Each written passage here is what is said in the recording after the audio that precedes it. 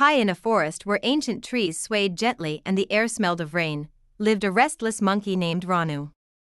Ranu was clever, energetic, and always convinced that he knew better than everyone else. Nearby, in the hollow of a sturdy tree, lived a small sparrow named Mira. She was quiet, patient, and wise in ways the monkey could not understand. Her nest was simple but strong, woven carefully from grass and twigs.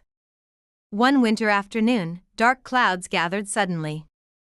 The wind howled through the forest, and rain poured down without warning. Leaves tore from branches, and the cold cut sharply through the air. Rana leapt from branch to branch, shivering and miserable.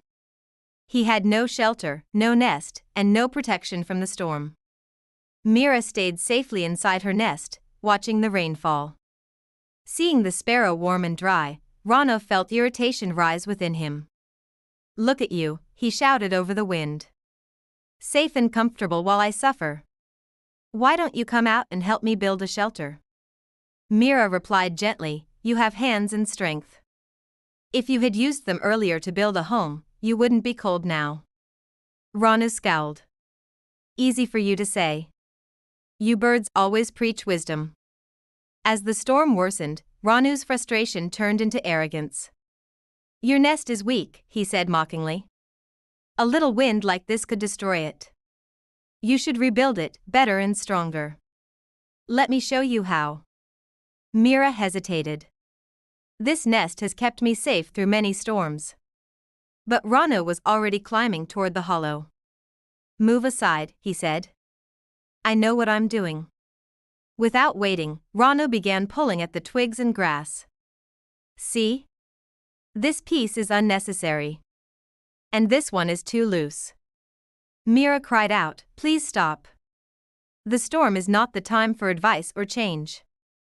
But the monkey laughed. "You worry too much." Then it happened. A sudden, powerful gust tore through the tree. The weakened nest collapsed instantly, scattering twigs and feathers into the rain. Mira was thrown into the storm, soaked and trembling. Ranu froze. In his eagerness to advise, he had destroyed the only shelter nearby, and now both of them were exposed. The rain soaked his fur. The cold bit into his skin. Mira clung desperately to a branch, her feathers heavy with water.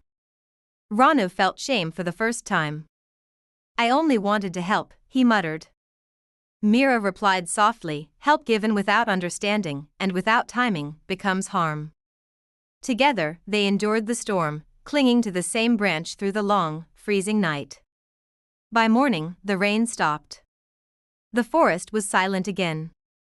Ranu looked at the broken nest scattered below. "I spoke when I should have listened," he said quietly. "And I acted when I should have waited."